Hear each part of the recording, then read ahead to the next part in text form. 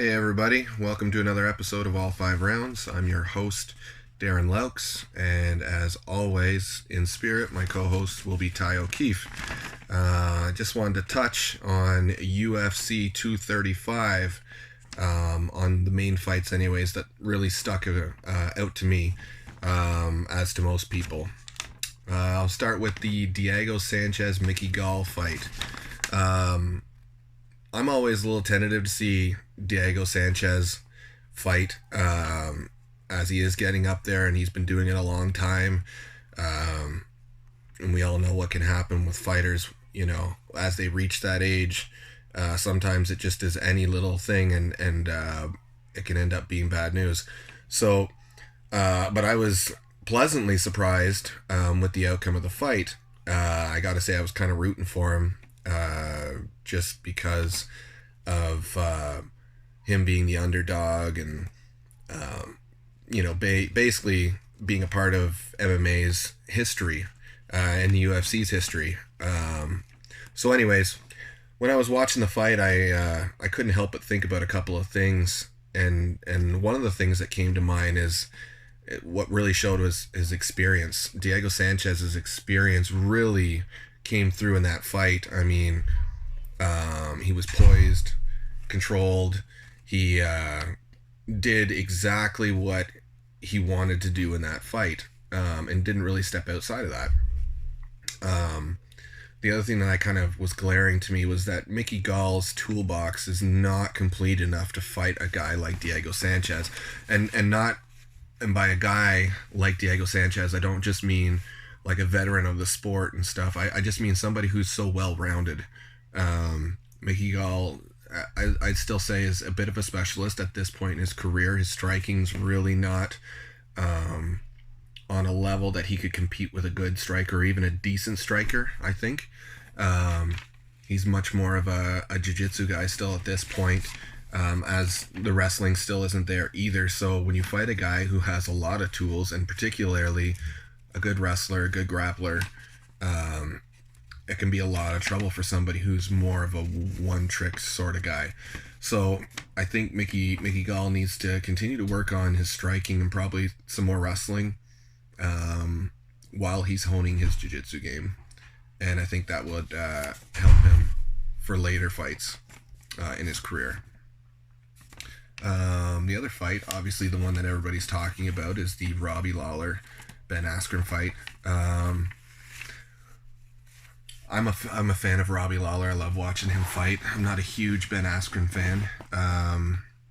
And I think I saw this one going down the way most people did. It was a bit of a sacrifice on the UFC's part. They were sacrificing Ben, putting him to the wolves. And that opening minute definitely was an indicator that that's what this was. I give him credit for being able to take that beating in the first minute or so and still keep going.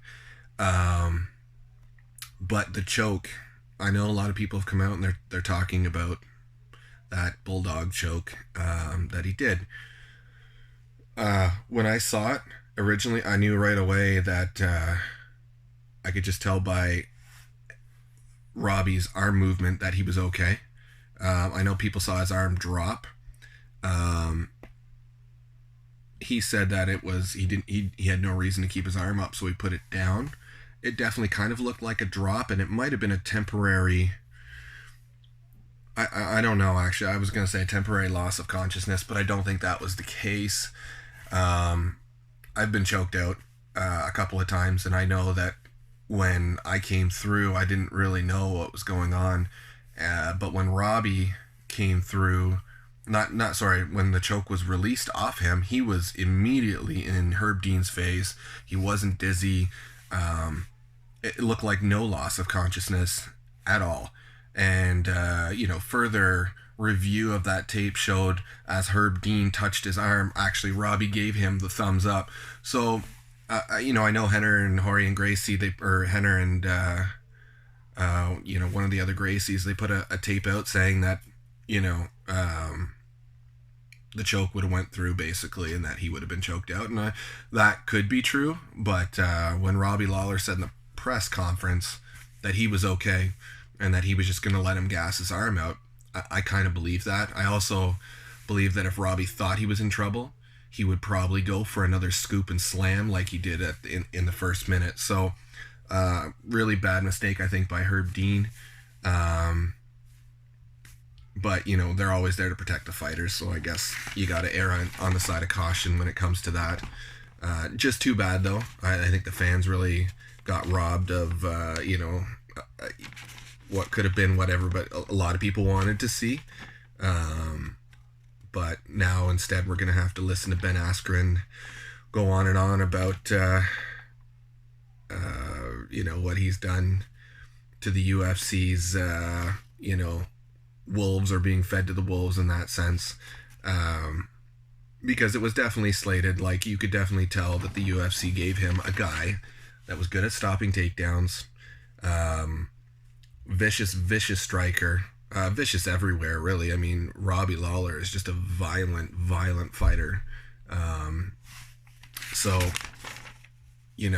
I know Ben feels like he really got one up on Dana White. We'll see what his next matchup is, and see what happens after that. But I think he should kind of say thank Herb Dean for saving his life, because that could have got really ugly. So, lucky, good one for Ben, I guess. The other fight, didn't go, that I did not see happening this way at all, was the Usman Woodley fight. I know a lot of people were shocked by that.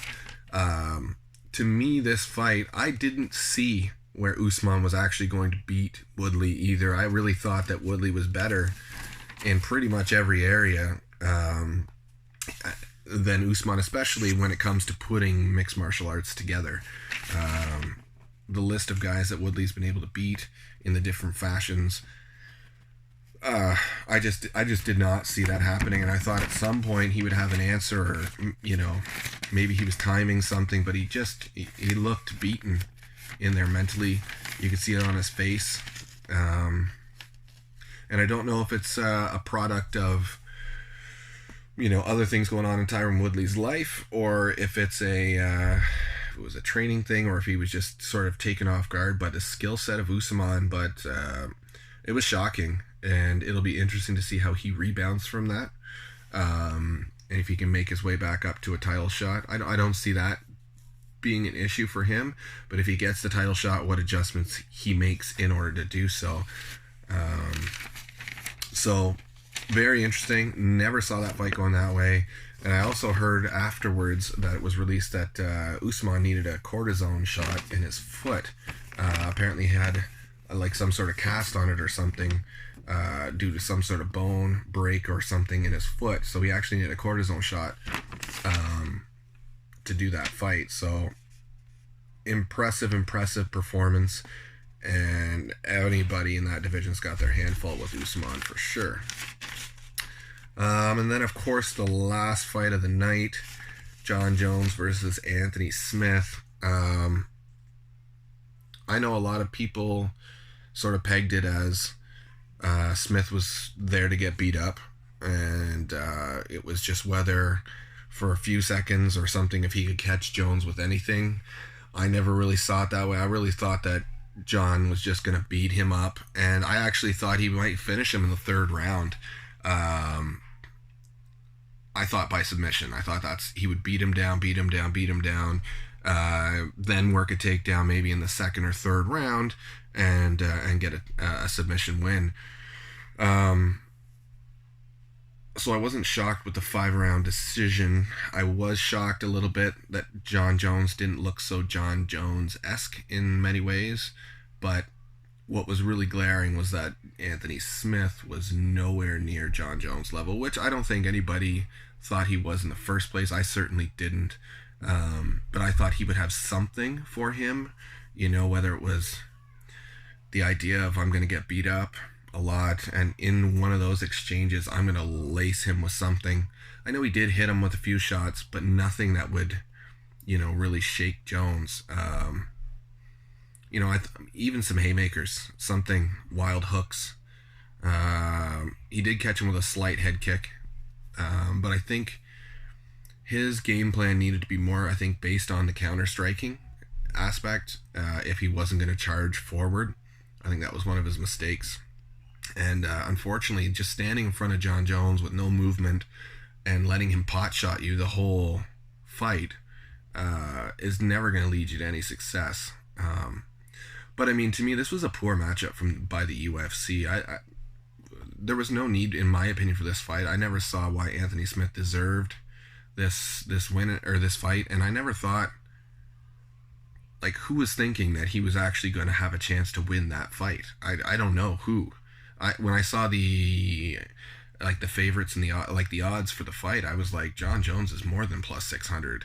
I'd give him plus 1,000. Like, there's virtually no chance of him losing this fight. And that's not to take away anything from Anthony Smith. Obviously, super tough as nails. I know there's a controversial knee. I'm glad that didn't wreck the outcome of this fight, because Jon Jones in no way deserved to lose it by DQ, and I'm sure it was just a quick things happening in the heat of the moment, split second, hit him with the knee, didn't mean to.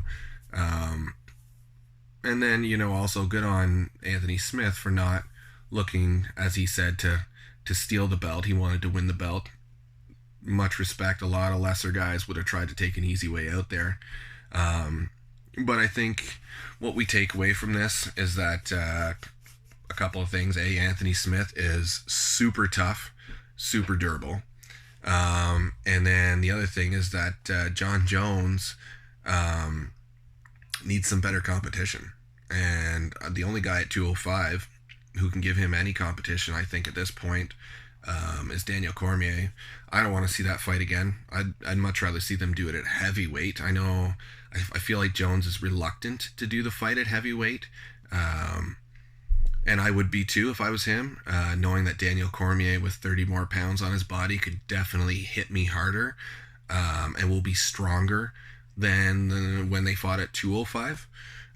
Jones's physique definitely lends him a lot of advantages, particularly at 205. He's large in that he's super long, he's tall, he's athletic, and strong, I'm sure, for the 205 division.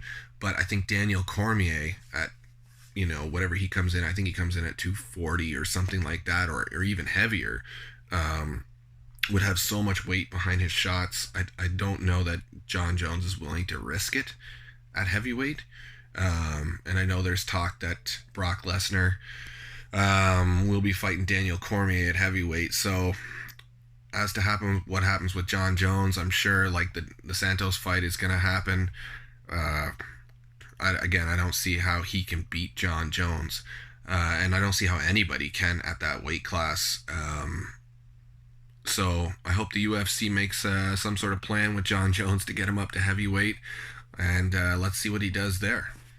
Anyways, that's it for this edition of All 5 Rounds. Again, I'm your host, Darren Laux. And as always, Ty O'Keefe with me in spirit as co-host. And we will see you guys later.